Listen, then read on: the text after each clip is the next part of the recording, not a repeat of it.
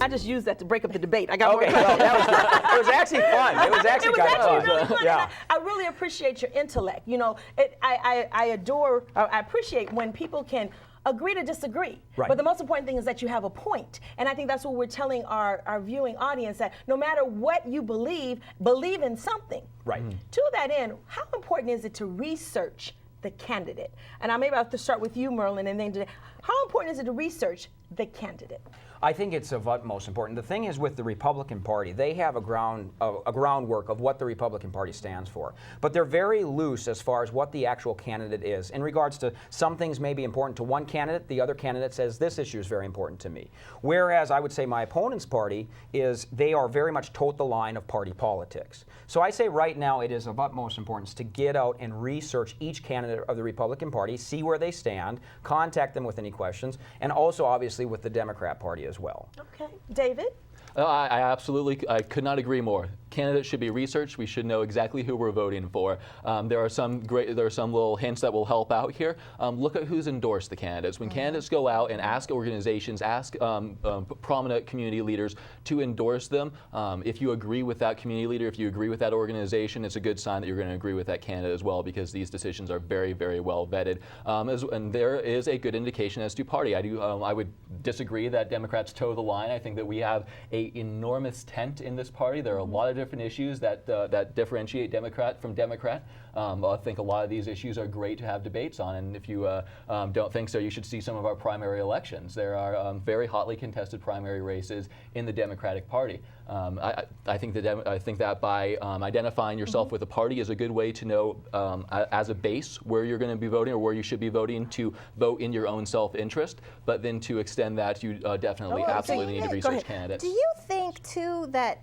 I've noticed that the Democrats seem like they're trying to put a lot of fear in people about the Tea Party and everything. Now, do you think that that's a good thing? Because I feel like as a minority that the Democrats are especially telling me, you know, be fearful, like things, you know, Obama said, you know, these people are your enemies when he was on P.L. Lean's show. Said these people are your enemies. Now, how can we get together if one side thinks that the other side is an enemy? That's a good question. Yeah, and I think that is a fair question. What I would point out is that there are some scary people in the Tea Party. There is a gentleman who works for a candidate for U.S. Senate in Kentucky who stomped on a woman's head because he didn't like the sign that she was holding.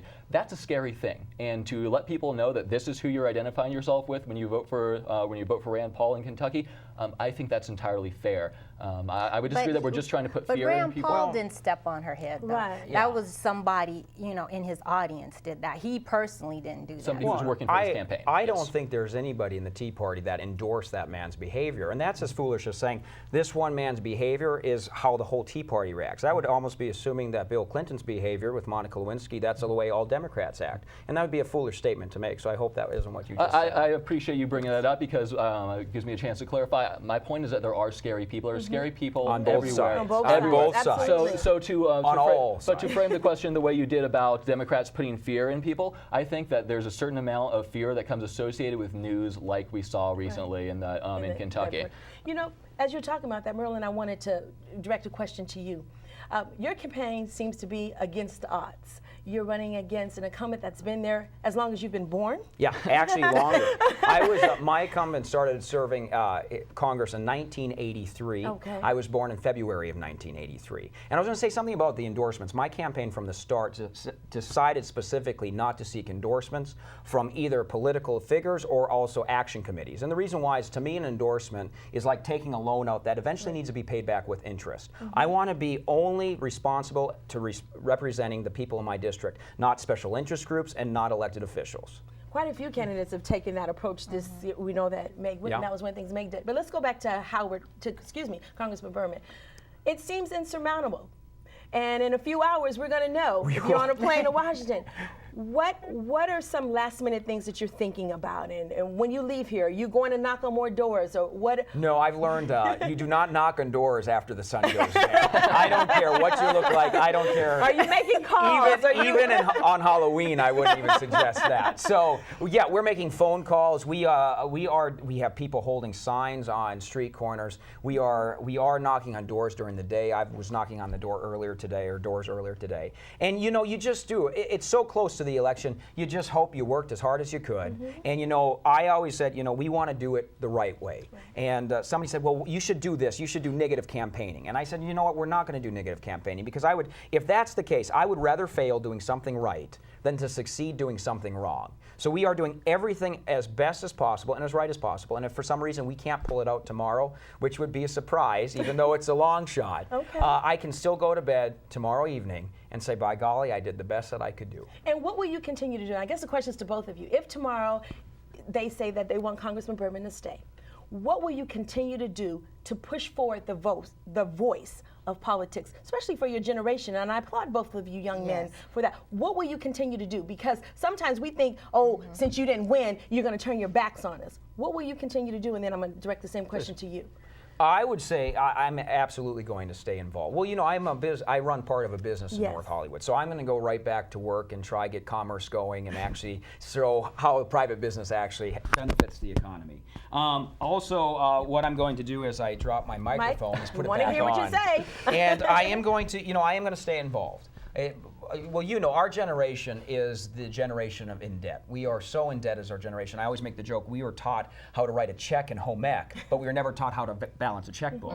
So I want to stay involved. I want to give the voice out, and I think the Republican Party needs to get back to the core, and I think it's doing that this year, of saying, we are the party. We are the party that further good benefits to our country, and I'm going to make sure that gets heard, and I'm going to be able to go on different shows and actually speak truth about the party. David, if tomorrow the tissue is needed for the Democratic Party, and I have no way one or the other, what are you going to continue to do to educate the voice of politics? The Los Angeles County Young Democrats are going to continue to do what we've been doing for years since we were founded more than 30 years ago by Supervisor Zev Yaroslavsky and some other fantastic currently elected officials who went on to bigger and better things.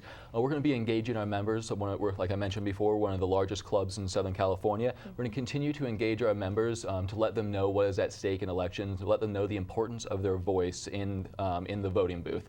We're going to let them know that the work for 2012 doesn't start, on November 3rd. It started 2 years ago. It started when we elected President Obama. There's a lot yet to be done. That's going to require our generation, one of the most progressive generations that this country has ever seen, to be speaking up, to be speaking out, and to be making sure that equality, that jobs, that comprehensive and smart immigration reform comes to the country. It's just too important not to. Okay. As we close, I'm going to yield the floor to you, Merlin. You have 30 seconds, your pitch, because you know about pitching. What would you like to tell the voters as we're closing to a close? What would you like to say? I would say now more than ever before, just research the candidates and get, a lot of people say we need a third party. The third party is not needed. The third party is the American voter. The American voter keeps politicians accountable and keeps politicians honest. So please get out and vote. A lot of people went through a lot of hardships for the past 100 years making sure that everybody could vote. And where can our viewing audience find you tonight? Well, you can find me. I'm going to be actually all over the place. So call my campaign headquarters number, which is on my website, which is merlinfroyd.com. Thank you. And David? Yes. 30 seconds. What would you like to say? I would like to say that people need to get out and vote, especially young people. This is a progressive generation. There are important questions for us at the ballot box, from the governor's race to electing Barbara Boxer to the U.S. Senate, all the way down through the initiatives. LACYD.org has recommendations up on how we suggest young voters cast their ballots tomorrow. Please go. And it's hard to argue with research your candidates and get out there to vote. I would echo that and say it's very important. So we look forward to seeing you at the polls tomorrow. So what time are you going to the poll, Merlin? 7 a.m.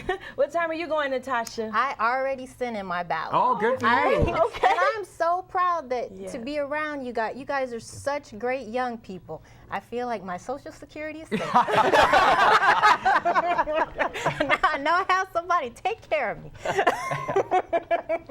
Leave it to Natasha. What time are you going, David? I'm an early morning voter. I'm going to be there first thing, 7 a.m. We get the stickers. You get absolutely. This says I vote. Do they still give those out? Yeah, absolutely. Yeah. You can tell the budget's thin right now because they don't really stick very well. They just fall off. You get free coffee too. At some Free place. coffee. Okay, so when you places. get in office, what are they going to say now? Well, if you get in office, what are you going to change it since you talked about the budget? I would say, well, first off, my opponent sends out yearly calendars every single year. And when you get a calendar, it says paid for by the United States tax dollar or the taxpayer. So that's the first thing I'm going to stop. I think that's well, I would say since you're fiscally found, we'll probably just get a post-it. That's it. I would say you're not going to get a post-it. I'm going to say, good job, you did what you're supposed to. Merlin, David, thank you so very much for joining us. Thank you. Thank you for joining Everyway Woman special election coverage. And if you'd like to be a part of the conversation, please log on to our website at everywaywoman.com. Also, if you'd like to be a part of our show, please email producer@everywaywoman.com. Again, Merlin and David, we thank them for joining us. We do want to encourage you, please go out and vote and use your voice. And the question is, are you an everyday woman?